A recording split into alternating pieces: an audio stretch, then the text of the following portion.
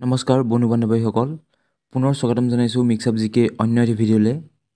আজি আমি কথা পাতিম কাউন্সেলিঙৰ ওপৰত। আছাম এগ্ৰিকালচাৰ ইউনিভাৰ্চিটিৰ যিখিনি এডমিশ্যন হ'ব লগা আছে, আপোনালোকে চবেই এই ৱেবছাইট দেখিছেই চাগে।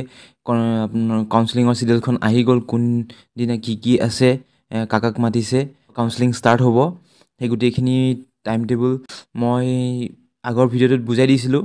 আপোনালোকে যদি এতিয়াও চোৱা নাই চাই ল'ব ভিডিঅ'টো, তাত গোটেই ডিটেইলছত আছে, কোন আহিব লাগিব, কাক মাতিছে, কোন কেটেগৰীক কোনদিনা মাতিছে, কিমান নাম্বাৰলৈকে মাতিছে, সেই গোটেইখিনি মই আগৰ ভিডিঅ'টোত ভালকৈ বুজাই দিছিলোঁ।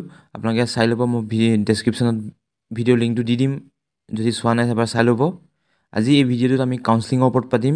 বহুতে কমেণ্ট কৰি আছিল যে কাউন্সেলিং কেনেকৈ হ'ব, কি হ'ব, বা তাত কি ডকুমেণ্টছ লাগিব, সেই গোটেইখিনি কথা মই আজি এই ভিডিঅ'টোত জনাম। চ' তাৰ কাৰণে আপোনালোকে ভিডিঅ'টো স্কিপ নকৰাকৈ শেষলৈকে চাওঁ বুলি আশা কৰিলোঁ। আহক এতিয়া ভিডিঅ'টো আৰম্ভ কৰোঁ। আছাম এগ্ৰিকালচাৰ ইউনিভাৰ্চিটি কাউন্সেলিংটো হ'ব, ভেনিউটো হৈছে আপোনাৰ ক'ত হ'ব, ডক্টৰ MC দাস মেম'ৰিয়েল অডিটৰিয়ামত। আৰু এতিয়া আহক মেইন কথাটোলৈ, কাউন্সেলিং। ইউনিভাৰ্চিটি ৱেবছাইটটো খুলিলে আপোনালোকে দেখিছে, তাত মেৰিট লিষ্টবোৰ আহি গ'ল, বিভিন্ন মেৰিট লিষ্ট আহি গ'ল। আপোনালোকে নিজে এবাৰ চাই ল'ব পাৰিব। প্ৰথমতে আপোনালোকে মেৰিট লিষ্টখন চাই লওক যদি চোৱা নাই। তাত আপোনালোকৰ প্ৰথমতে আপোনালোকে এইখন চাব পাৰে, অ'পেন মেৰিট লিষ্টখন চাই ল'ব, কাৰণ তাত চবৰে নাম থাকিব। গোটেই কোটা যিমানখিনি কোটা আছিলে, ৰিজাৰ্ভেশ্যন চিট আছিলে, গোটেইখিনি সেই অ'পেন মেৰিট লিষ্টত ইনক্লুড হৈ আছে।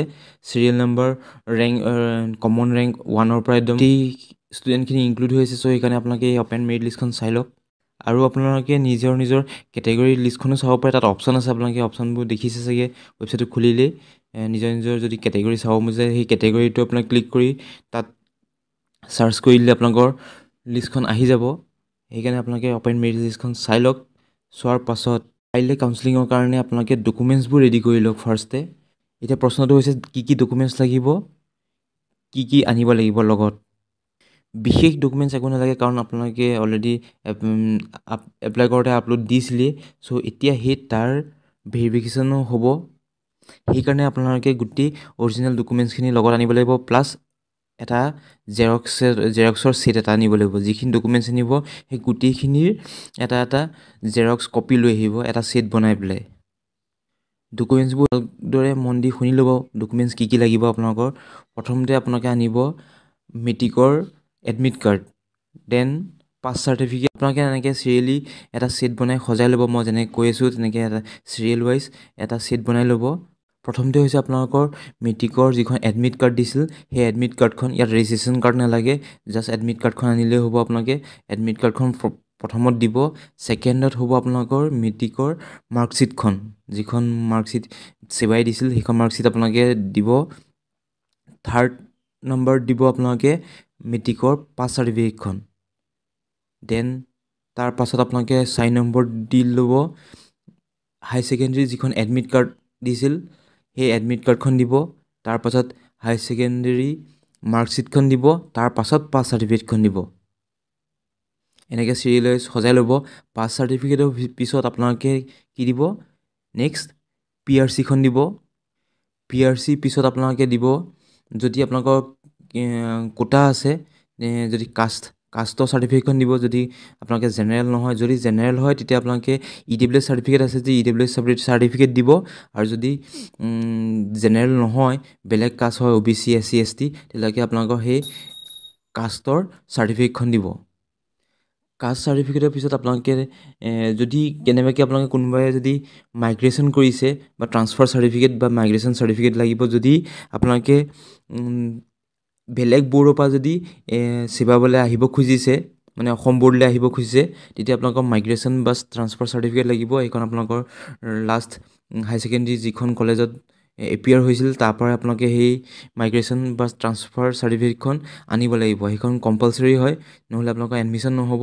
সেইকাৰণে আপোনালোকে সেইখন লগত আনিব, অৰিজিনেল কপিখন, মাইগ্ৰেশ্যন চাৰ্টিফিকেট। যদি মানে যেনেকৈ CBSEৰ পৰা যদি আহিছে আপোনালোকে, বা ICSEৰ পৰা আহিছে, তেনেকৈ বিভিন্ন বৰ্ড আছে, সেই বৰ্ডৰ পৰা যদি আপোনালোকে আহিছে, তেতিয়াহ'লে migration certificate, transfer certificate compulsory হয়, সেইখন ৰেডি কৰি আনিব। তাৰ পাছত আপোনালোকে সজাই ল'ব গেপ চাৰ্টিফিকেট যদি কোনোবাই পঢ়াত গেপ দিছিল হাই ছেকেণ্ডেৰী বোলে এইবাৰ দিয়া নাই বা যোৱাবাৰ দিয়া নাই তেনেকুৱা যদি আছে কোনোবা ষ্টুডেণ্ট তেতিয়া তেওঁলোকে গেপ চাৰ্টিফিকেটখন ৰেডি কৰি ৰাখিব সেই চিৰিয়েল নাম্বাৰত সজাই ল'ব মই যেনেকৈ 1ৰ পৰা কৈ আহিছোঁ সেই মাইগ্ৰেশ্যনৰ পিছত আপোনালোকে গেপ চাৰ্টিফিকেট দিব আৰু যদি কোনোবাই গেপ দিয়া নাই তেতিয়াহ'লে বাৰু সেই চাৰ্টিফিকেটখন নালাগে আৰু যদি কোনোবাই দিছে গেপ দিছে পঢ়াত তেতিয়াহ'লে আপোনালোকে গেপ চাৰ্টিফিকেটখন ইয়াত লৈ আনিব কাইলৈ অৰিজিনেলখন তাৰপাছত আপোনালোকে দিব লাগিব মেডিকেল ফিটনেছ চাৰ্টিফিকেটখন মেডিকেল ফিটনেছ চাৰ্টিফিকেটখনৰ অৰিজিনেল কপিটো লৈ আহিব আপোনালোকে কাৰণ আপোনালোকে এপ্লাই কৰোঁতে যদি উলিয়াইছিলে তেতিয়া আপোনালোকে আপলোডহে দিছিল কিন্তু অৰিজিনেল কপিটো ইয়াত লাগিব চাবলৈ বিচাৰিব সেইকাৰণে অৰিজিনেল কপিটো লৈ আনিব আৰু যদি তেতিয়া কোনোবাই দিয়া নাছিল তেতিয়াতো ইয়াত আনিবতো লাগিবই কম্পালচৰি হয় মেডিকেল চাৰ্টিফিকেটখন সেইখন আনিব মেডিকেল ফিটনেছ চাৰ্টিফিকেট সেইখন আনিব দেন বাকী কোটাৰ চাৰ্টিফিকেট লাগিব বাকী কোটাৰ চাৰ্টিফিকেট ৰিজাৰ্ভেশ্যন কোটা মানে সেইটো কি চাৰ্টিফিকেট মই এক্সাম্পল এটা দি দিছোঁ যেনেকৈ যদি কোনোবাই স্পৰ্টছ কোটা এপ্লাই কৰিছিলে তেতিয়া সেই স্পৰ্টছ কোটাৰ চাৰ্টিফিকেটখন লাগিব যদি কোনোবাই AAU এমপ্লয়ী কোটাত এপ্লাই কৰিছে সেইখন কোটাৰ চাৰ্টিফিকেট লাগিব TGL হয় যদি TGL চাৰ্টিফিকেট মানে আপোনালোকে কাষ্ট চাৰ্টিফিকেট বাদ দি সেইটো সেই ৰিজাৰ্ভেশ্যনটো বাদ দি বেলেগ যি কোটাত এপ্লাই কৰিছিলে সেই কোটাখিনি চাৰ্টিফিকেট ইয়াত লাগিব এই গেপ চাৰ্টিফিকেটৰ পিছতে আপোনালোকে সজাই ল'ব তাৰপিছত আপোনালোকে কোটাৰ চাৰ্টিফিকেটখিনি সজাই লোৱাৰ পাছত নেক্সট আপোনালোকে দিব স্ক'ৰ কাৰ্ডখন যিখন ইউনিভাৰ্চিটি ৱেবছাইটত আপোনালোকে পাই যাব নিজৰ স্ক'ৰ কাৰ্ডখন সেই স্ক'ৰ কাৰ্ডখন ডাউনলোড কৰি আপোনালোকে প্ৰিণ্ট আউট এটা লৈ আনিব পিছত ইয়াত প্ৰব্লেম হ'ব যদি ইউনিভাৰ্চিটি ইয়াত চাওঁ বুলি ক'বই স্ক'ৰ কাৰ্ডখন তেতিয়া আপোনালোকে ইয়াত প্ৰিণ্ট কৰিবলৈ প্ৰব্লেম হৈ যাব সেইকাৰণে আপোনালোকে স্ক'ৰ কাৰ্ডখন প্ৰিণ্ট কৰি লৈ আনিব লগত তেতিয়া কোনো ইয়াত প্ৰব্লেম ফেচ নকৰে নেক্সট স্ক'ৰ কাৰ্ডৰ পিছত আপোনালোকে আনিব কনফাৰ্মেশ্যন শ্বীট এই কনফাৰ্মেশ্যন শ্বীটটো কি হয় বহুতে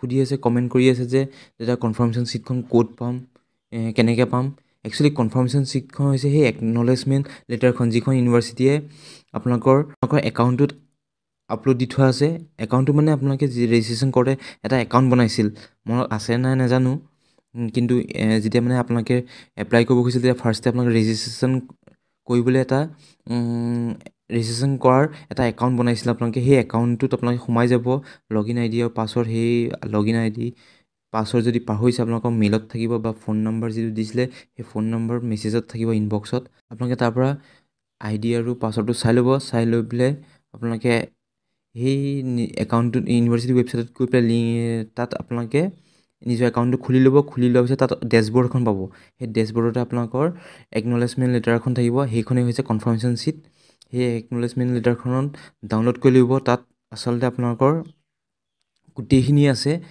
যেনেকৈ আপোনালোক কোনটো ছাবজেক্ট কিমান পাইছিলে হাই ছেকেণ্ডেৰীত সেই গোটেইখিনি আছে আৰু স্ক'ৰ কাৰ্ডখনটো লাগিবই কাৰণ কেলৈ তাত আপোনালোকৰ ৰেংকখিনি আছে CET পাৰ্চেণ্টেজখিনি আছে সেইকাৰণে স্ক'ৰ কাৰ্ড আৰু কনফাৰ্মেশ্যন শ্বীটখন আপোনালোকে ডাউনলোড কৰি প্ৰিণ্ট আউট কৰি লৈ আনিব কনফাৰ্মেশ্যন শ্বীট মানে মই আকৌ এবাৰ কৈছোঁ কনফাৰ্মেশ্যন শ্বীট মানে সেই একনলেজমেণ্ট লেটাৰখনেই হয় সেইখন আপোনালোকে অনাটো কম্পালচৰি নহ'লে আপোনালোকৰ ইয়াত এডমিশ্যন নহ'ব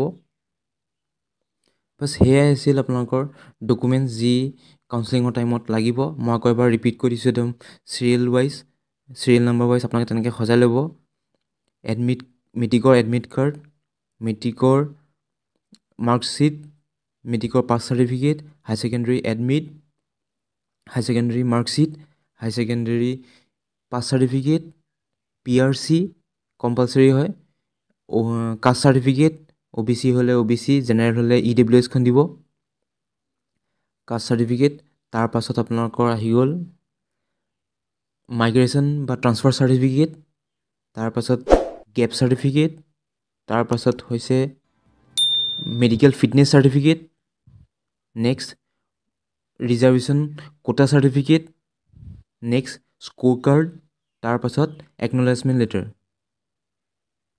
মানে কনফাৰ্মেশ্যন শ্বীটখন